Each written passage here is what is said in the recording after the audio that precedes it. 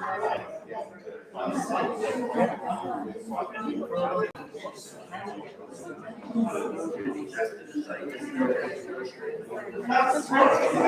got 7 people ready to watch.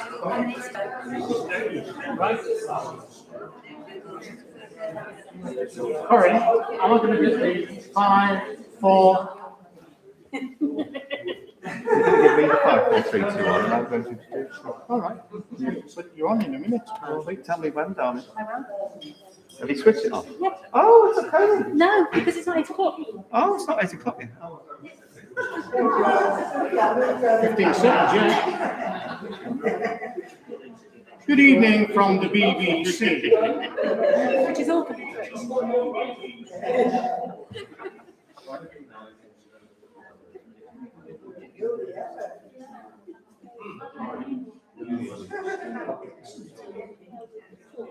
I think we need some lights here. Won't see the screen. Ready? Okay. Right, well, hello everybody.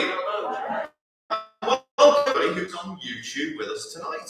It's lovely to have with us. I'm going to introduce Sam to you in a few moments. First thing is, does anybody know why Rudolph had to self-isolate? He failed the lateral glow test.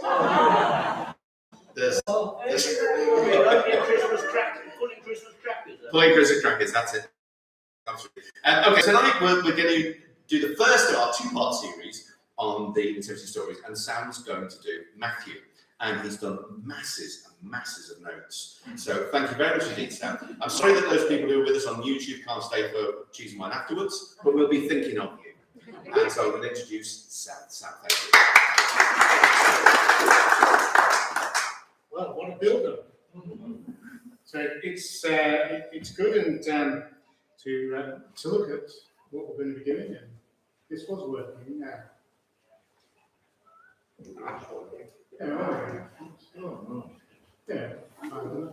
Nativity with Matthew, so it is working. So what we're going to do is look this week at Matthew, next week at Luke, because there are some really different perspectives that Matthew and Luke give us in the Nativities, and look at what does that mean, what's it telling us, and what does it mean for us today.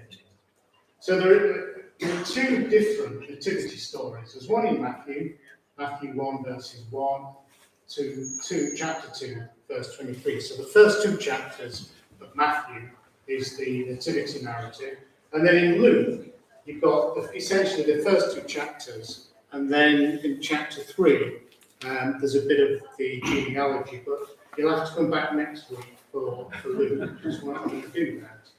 But as you might expect, these stories do have some things in common. They both have a virgin birth, Messiah coming from Bethlehem in Judea, Messiah coming from Nazareth in Galilee.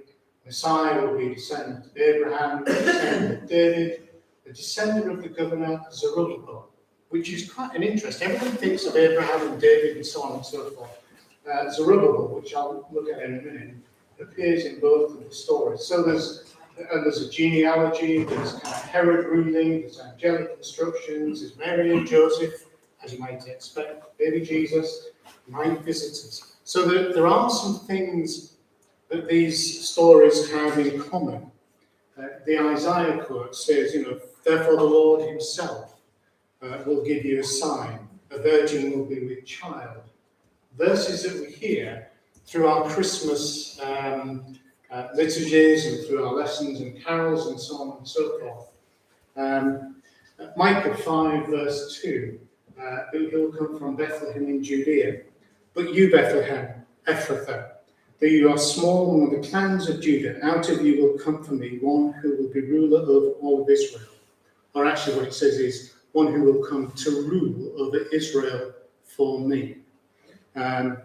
And then the Genesis, that's about Abraham going so that he can be blessed, so that he can be a blessing to others, in that sense of Christ coming, so he blesses and others can be blessed through him.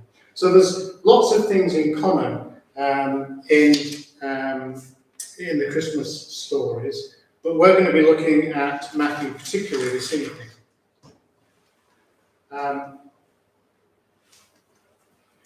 Because there are some distinct differences. So in Matthew, you get the wise men, you get kings. Sam, I'm just going to put you on this if that's all right. Then we can, I think it just might get a better volume when you move away from the microphone. Just try that, would be nice. Is that okay? Is that any better? Is that... No, it's not working at all. Just speak, say anything. I'll say anything. Everything's up. So it's not working at all?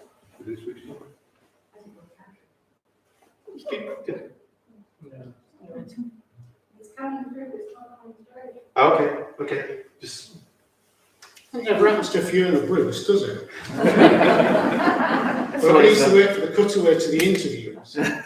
So there's some distinct differences. You've got wise men, kings, and dreams in the Matthew version, and then priests and angels in shepherds in the Luke version. And one of the ways of looking at it is that the Matthew version, it's almost like the punk version. Do you remember the punks, the Ramones and the Clash, the jumping up and down and the disjoints and everything being challenged about what we thought we knew about music. And Matthew's version is similar to that. The Clash, I fought the law. Matthew talks about taking on the law, as it were. So it's in your face, and lots of things are changing lots of the times, and everything is being challenged. And talking about things being changed, the microphone will be changed.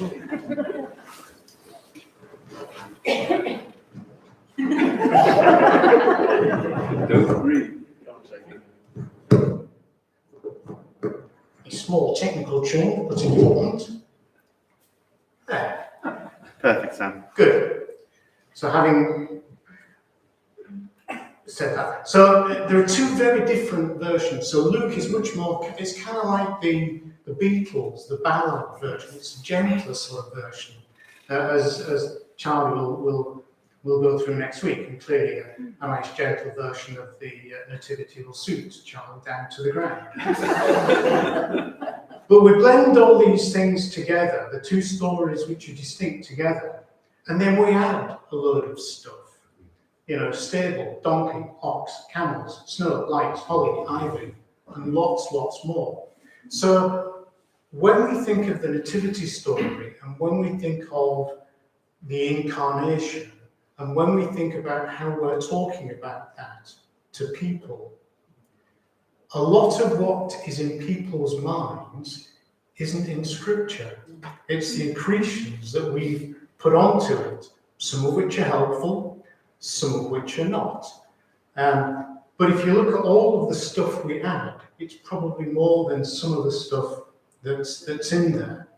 And so it's not surprising that people have difficulty in some ways understanding what's going on. So Matthew's kind of got this cosmic story of stars and people coming in from afar and so on and so forth. And even a camel poking its nose out. So it's about what's he trying to tell us? And it's got to be more than what we can learn. Because when we look at events like this evening where we do study the Scriptures, it's very easy to have that on a kind of cerebral level where we think, what's this telling me? What can I learn? What's new? Whereas the Gospels are written to inform and say, and to help us learn and help us be better in our faith on a day-to-day basis. And the Nativity stories are no different to that. One of the things that Matthew is very clear about, and he wants us to know right at the beginning of the Gospel, is that Christ the Messiah has come. And he is the fulfillment of everything that the Jews have been looking for. Their hope, everything that they're looking for. Matthew wants to be really clear in these first two chapters and in the Nativity story that the Messiah has come, the hope has been realized. And so he often speaks, and you can see in those references, all this took place to fulfill what had been spoken by the Lord. So that happens, and Matthew uses that phrase time and time again in the Nativity stories. And Matthew, as a gospel, has over 60 references to the Old Testament, which is kind of like twice as many as any other gospel. Matthew is rooted in the Old Testament. And we've looked at some of these quotes. You know, the virgin is with child in Bethlehem in Judea, but, you know, Micah, out of Egypt I called my son. And again, that comes up. And then a voice is heard in Ramah. And we're familiar with that in our readings, because we have that in our readings over the Christmas period. Ramah was a camp of desolation where the Jews were taken before they were going into exile. And you know, Rachel weeps for her children. And so it's that place of desolation that Matthew is saying there is a place of desolation out of which a child will come. And then there's a really good quote. He will be called a Nazarene. And it's always put in quotation marks, and it doesn't appear anywhere else in the Bible. It's presumed to be coming from Isaiah, but it's not a direct quote. But we'll look at that in a moment. But genealogies are really quite important. So Matthew has the genealogy, and it's sort of I don't know about you, Jenny is fascinated with this program, Who Do You Think You Are? And I just think if we all go back long enough, and in many generations, we'll probably find we're all related anyway. But this is the record of the genealogy of Jesus Christ, the son of David, the son of Abraham. And so for Matthew, he's placing Christ within that historical context of where he has come from. And it's going, you know, from Abraham to David. So it's going that way forward in terms of the genealogy. And what it's trying to convey is that history. So we think of genealogies like, who do you think you are? And it's this and this and this and this, and we go through the records. Genealogies weren't necessarily quite so fixed in what they were trying to convey when these genealogies were being written. So it's a different genealogy from Luke, and it doesn't mean to say one's right and one's wrong. It's just that they looked at genealogies slightly differently. And it talks about being Zerubbabel. Zerubbabel is in the genealogy, and it's a bit of a strange thing to pull out. But actually, what the Old Testament teaches us about Zerubbabel is he came to Jerusalem before Nehemiah and Ezra, when the temple was being rebuilt after the exile. Zerubbabel came first, and he was referred to as the Lord's signet ring. The seal, because you used that signet ring and put it in wax and seal, he's referred to the seal of what was going to happen. And referring Jesus back to Zerubbabel implies that Jesus too is now, in some sense, a new Zerubbabel. And Matthew is saying, in the language that the Jewish readers would understand, the Messiah who has come is part of the seal of what is still to come. So what we are seeing now is the seal of what God is doing for the future. So it's not just a casual name reference, it's that sense of, here is that seal of what God is about to do. And then we've got the genealogy about who Jesus is. And it then leads into the birth story, which is really quite low-key compared to Luke. It's a few verses, and it's from the perspective of Joseph. An angel comes to Joseph. and tells him what's going to happen. And it links that lineage back to Joseph himself. So again, it's a who do you think you are? As we go back to Joseph and Joseph's lineage. But also, things are about to change. One of the things that you look at as you look at these chapters, one of the things that often you see in the Old Testament, and we've kind of looked at it in the Psalms, is this sort of crossover structure. And you see it just in this genealogy. And it's kind of called, it's called the Septuagint, which is from Genesis, which is, this is the record of the generations. This is the record of the story. It talks about, this is Adam's line. And so Abraham's line. So it goes through what that is. And so it talks about who Jesus is, but in that reference to that structure, it talks about the historical tradition, i.e. this is what the Jews have understood, but he then begins to open it out and say, so this is what it means now. It's about fulfillment and hope. And it's as if at the end of chapter 2, Matthew says, so having established that, let's read on and begin. Because after these first 2 chapters of Matthew, where Matthew is really quite keen to point out who Jesus is the Messiah, so on and so forth. For the rest of the gospel, who Jesus is somewhat veiled. Sometimes you begin to get it, you see it, but it is nowhere explicitly stated in the way that it is in these first 2 chapters. And that's why so now we've got it.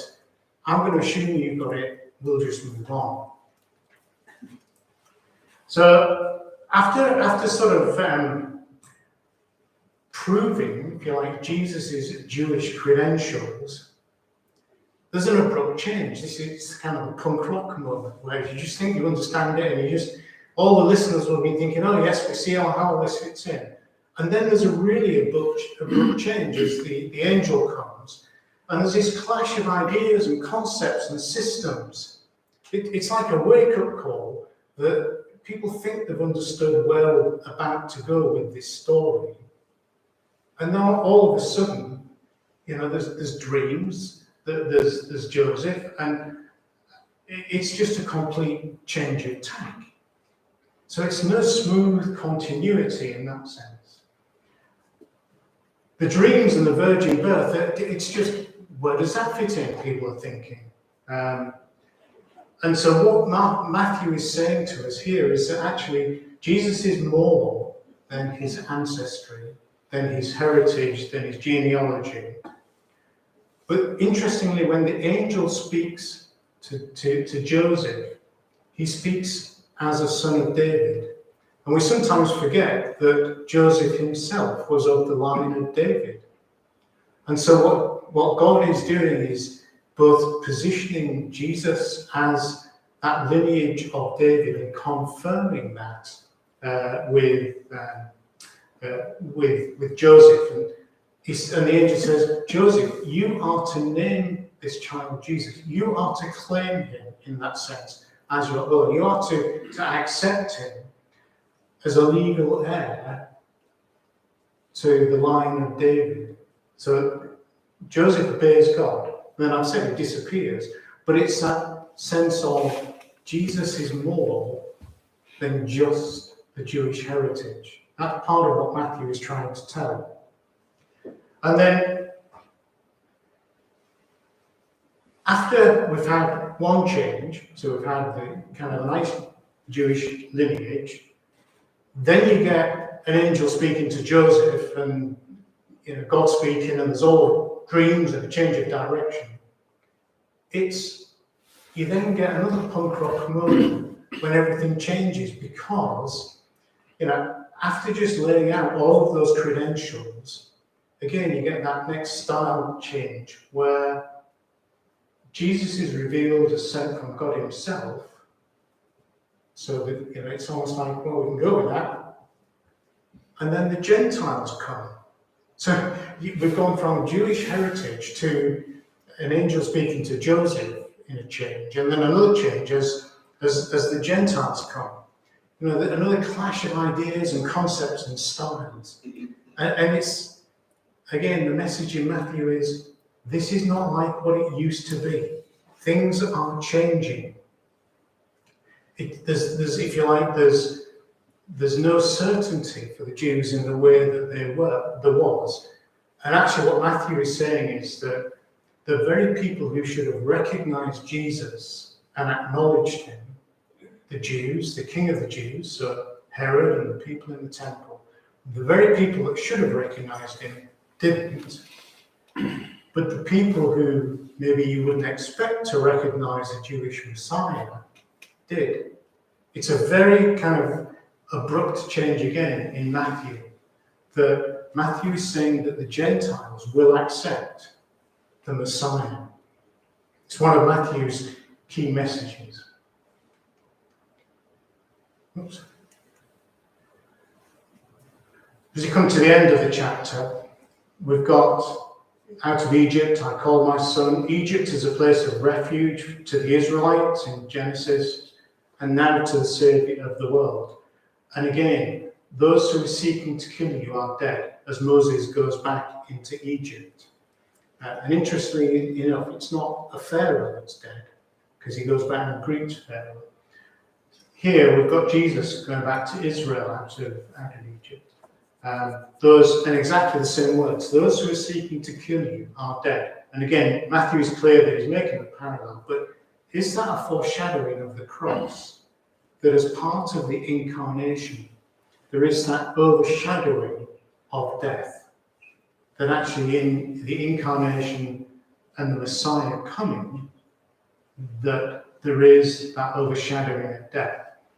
And the slaughter of the innocent fits very well with the Herod of history, killing of Jewish children. But again, coming out of Egypt, Jesus being in some ways positioned as the new Moses, who will lead all of God's people into God's promised land. So again, that kind of a resonance with that which the Jews would understand, with the message that this is now for all. And it's that foreshadowing that we see in a number of these roles. And a voice is heard in Rama. Again, we've talked about what that is and where that comes from.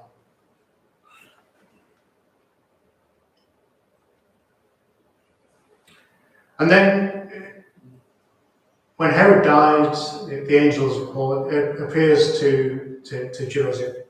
Again, in a dream, lots of dreams, because the wise men are told not to go back the same way. Get up and go back to Israel. Those who are seeking the child's life are dead.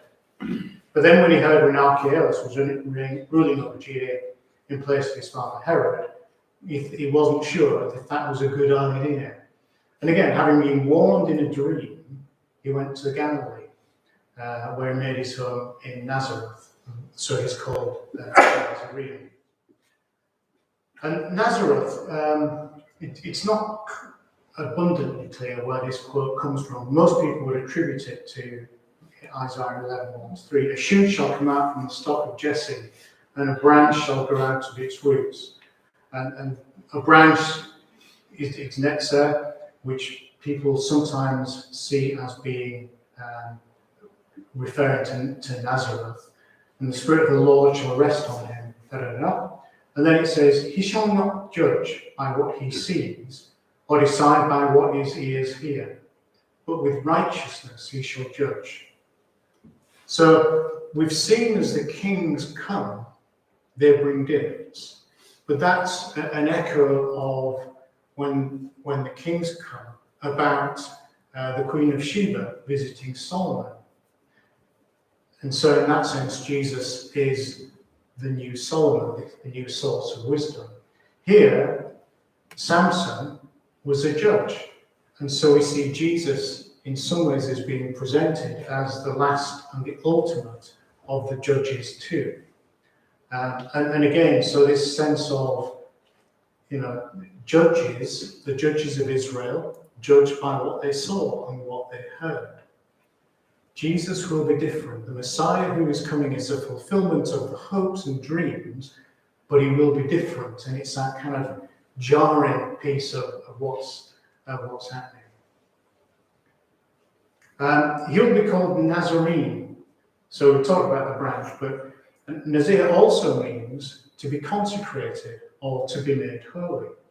And so the Nazarenes, as we know from the Bible, they avoid wine, they avoid contact with the dead, and they don't cut their hair. We know Jesus turned water into wine, so he probably drank wine. He certainly touched the dead and was in contact with the dead. And he probably cut his hair as well. We don't know. I think I've once heard it said, Scripture is silent on that particular point, which says I can't find it in there. But again, as Jesus is presented as a Nazarite, being presented as somebody who is holy and consecrated, who is set apart in that sense, Matthew is painting the picture that Jesus is the new Nazarite. There is a new way of looking at what that holiness means. And so as we've looked at what that nativity is telling us, and what Matthew is trying to tell us is, Jesus is a seal of what's to come, a sign and a seal of what's to come. He's the new king over God's whole creation and kingdom. He's the new Solomon.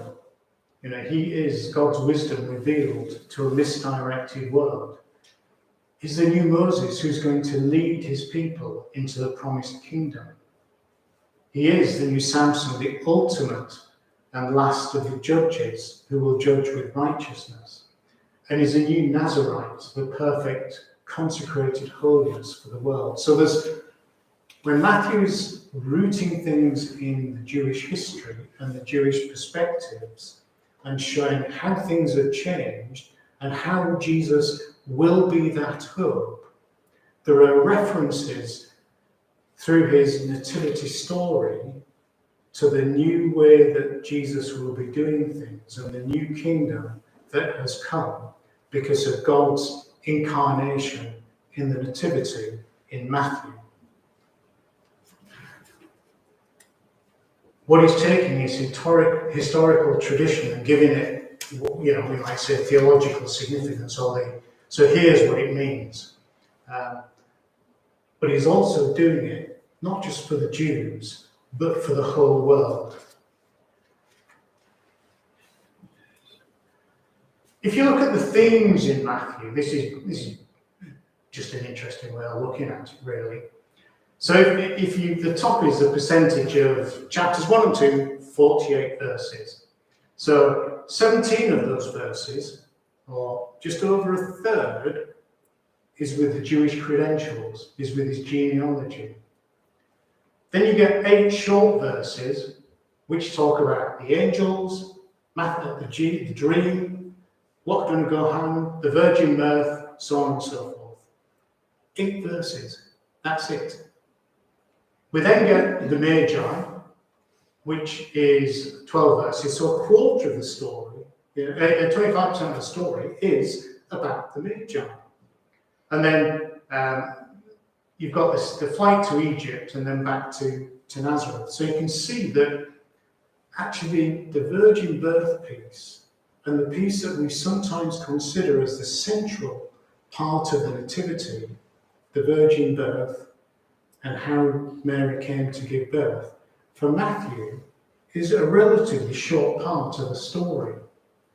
But as he does that, he does, takes it through to this theological significance. But the other thing that Matthew does, he begins to show us a rhythm that we'll see through all of his gospel.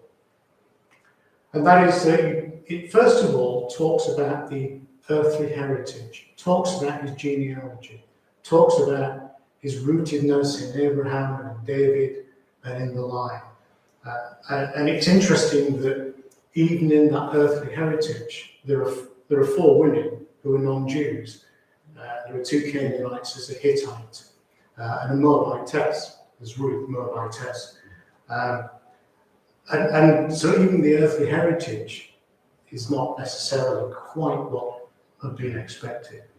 But then there's a heavenly heritage where God intervenes and God comes down through speaking with Joseph. And then there is an acceptance by Joseph of this is what's going to happen. Joseph had a choice to do what he did. But there's an earthly heritage, a heavenly heritage.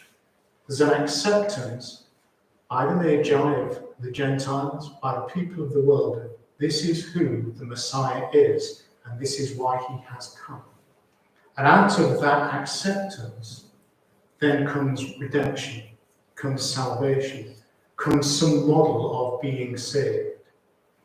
And if we think as we go through Matthew's Gospel, yes, there are some big chunks of teaching, but there are lots of stories where we see this rhythm of the earthly situation being described, God's intervention, and acceptance of what's happening, and therefore salvation or redemption happens after that. So there's kind of this divine intervention, acceptance of what's happening, and salvation that follows.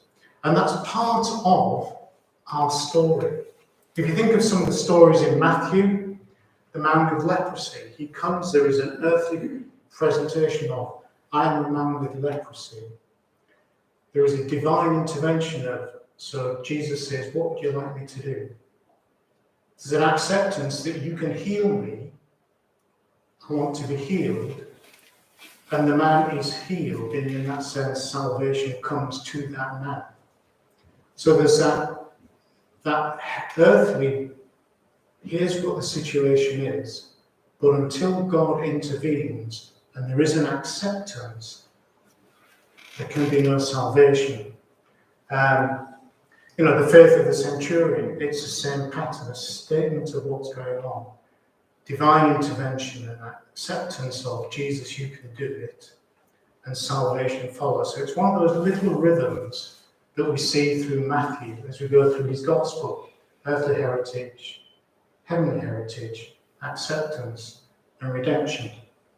And that's all part of the Nativity story.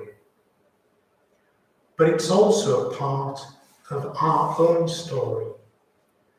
Because for each of us, there is an earthly heritage.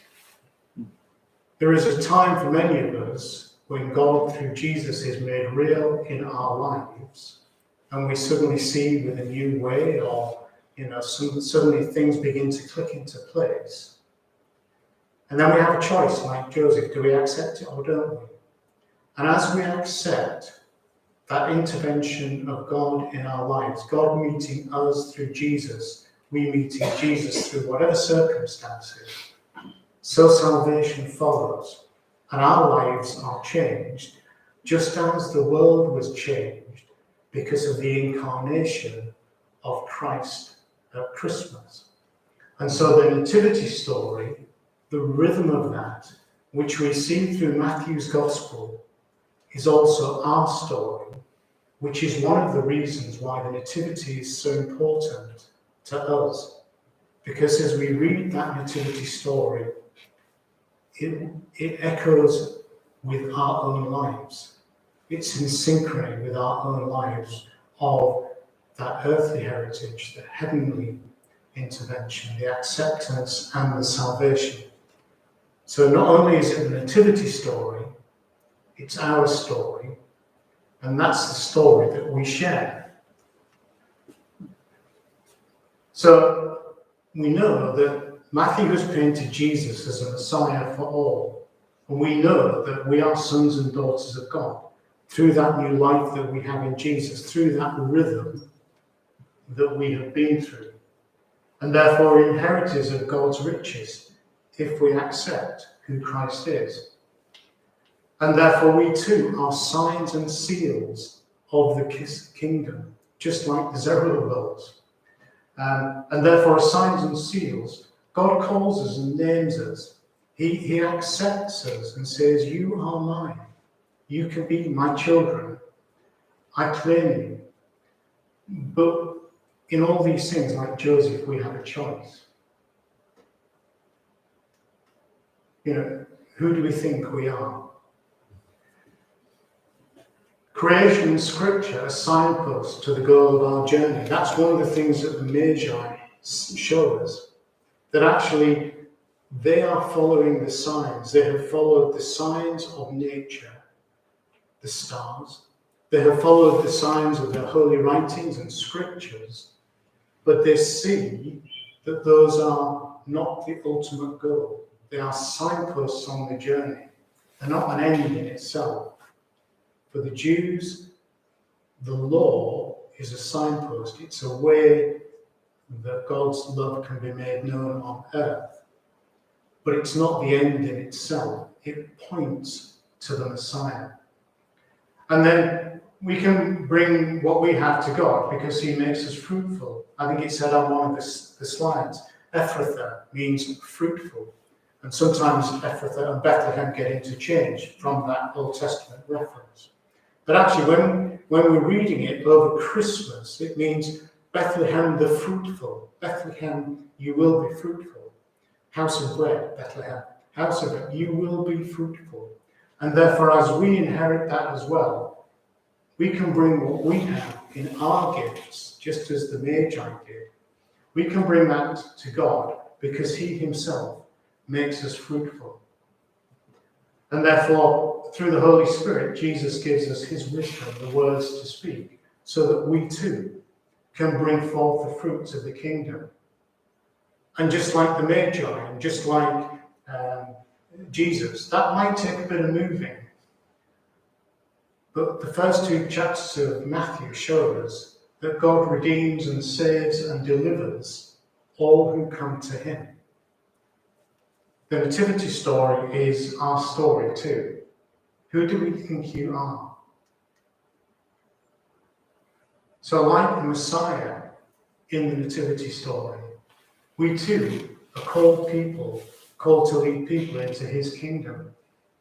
We're called to be righteous, to do things justly, not just to judge by what we see with our eyes or hear and those superficial levels of things that we sometimes judge, but actually to be wise and to see not just with our eyes, to be righteous.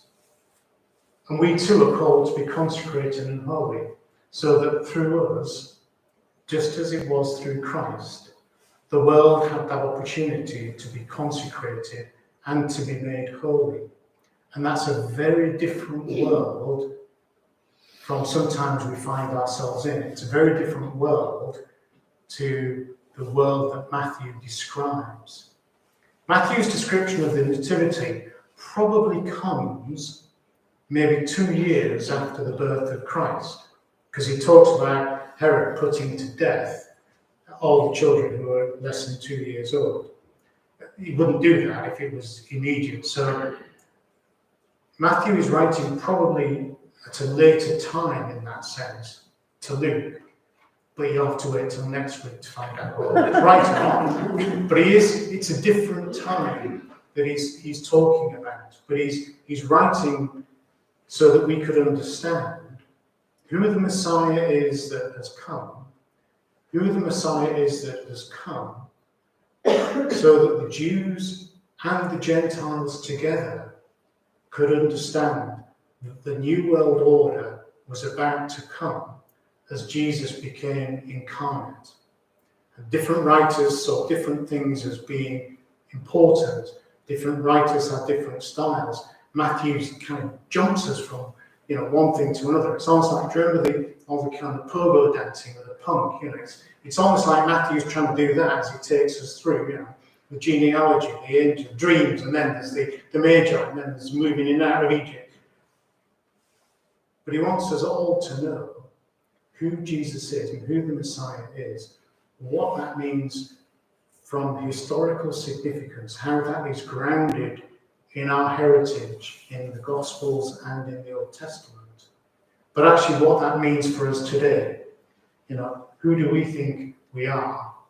Who do we think actually we're called to be?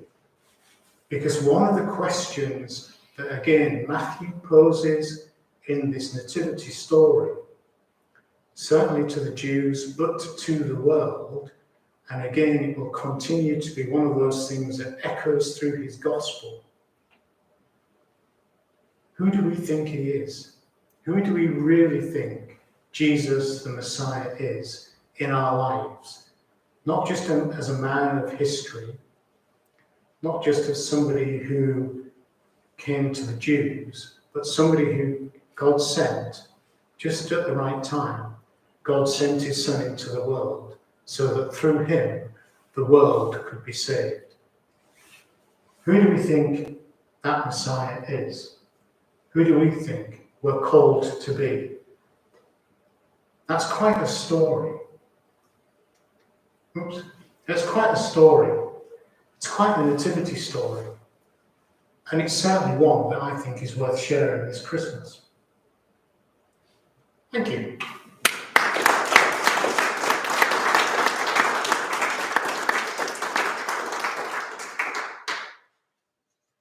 Any questions? Comments? I'm just going to see what my notes say now. You all know I'm rubbish with notes.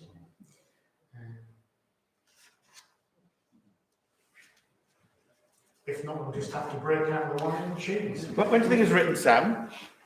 When I think Matthew was written? I think it was probably written around, I don't know, 27th of November, about AD. Generally, Matthew's not, lots of people have different dates for different Gospels. Generally, Matthew is seen as not being the first. Mark is seen as being the first, maybe 65 to 75. Matthew probably comes anywhere between sort of 80 and 90 AD, is what most scholars would say. But if anybody wants to disagree, they're probably right. We just don't know. I think the order you can work out from who includes which bits in their Gospels from where, which is where generally Mark is seen as being the first. Then you've got Luke and Matthew, and then John is probably almost certainly the latest, given what comes in. But Matthew, sort of 80, 90, something like that. I should have looked it up, shouldn't I? No, I know you've got a pretty good idea. It's quite a long time after Jesus. Yeah. And again, sometimes we read the Gospels and we read the nativity stories as almost like eyewitness accounts. And there are parts of them which look like they are eyewitness accounts, particularly in John, which is the latest. And it's the words that are used can be understood to be, this is my account, or this is my account that I'm telling to somebody to write down. And so we think of, for example, the nativity in Luke and the nativity in Matthew, well, they must have been written about at the same time, or they're describing the same set of events. When quite possibly Matthew is describing a different set of events, more about the Magi coming 2 years after Jesus was born, rather than the very early days of Jesus Christ on earth. They might be the same, but it's, they are writing, can we remember what happened kind of 60 years ago and could write it down with accuracy? If it was something of great importance, we probably could. And actually, during that, in those times, the oral tradition was much more strong. So I was having a conversation with Jenny, and she was saying, well, how come people can remember all the names in the genealogies, whether it's in Luke or in Matthew? And actually, it's not that many. It's 3 times 14, that's 42 in Matthew. And there's, reasons why it's 14. But if you want to, you can learn the names of the books in the Bible. That's 66. 39 in the Old Testament, 39 to 27, so 27 in the New Testament, 66 in all.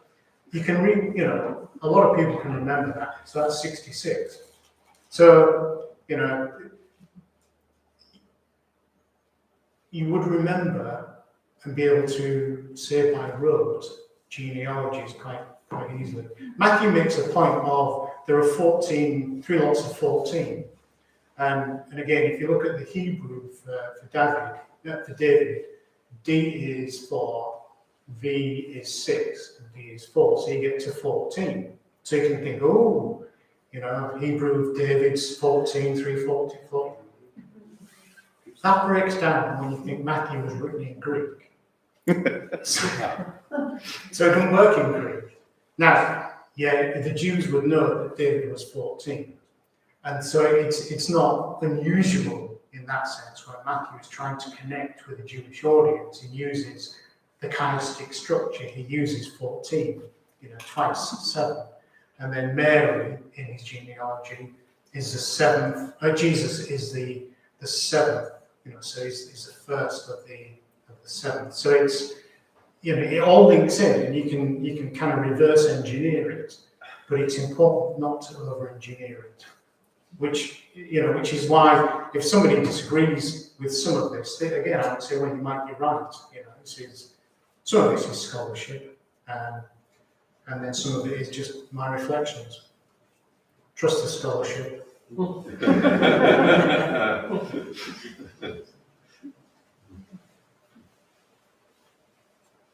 Any other questions?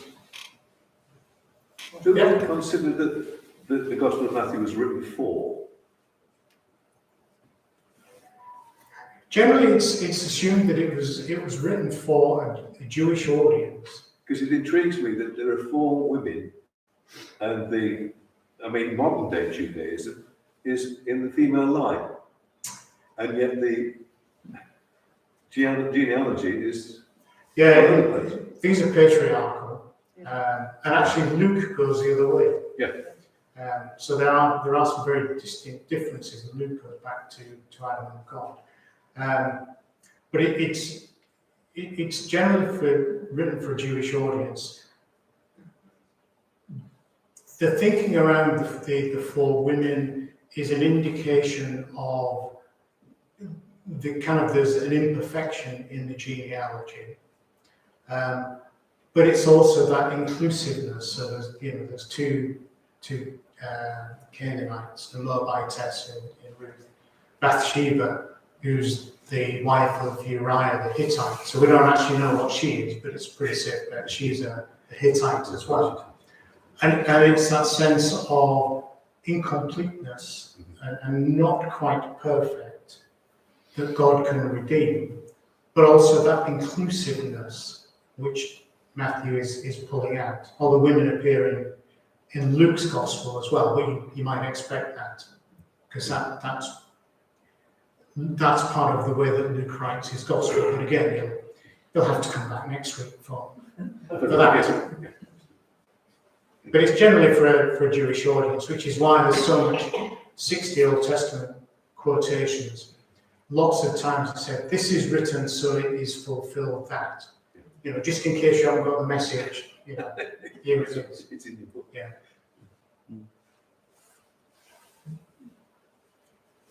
Okay.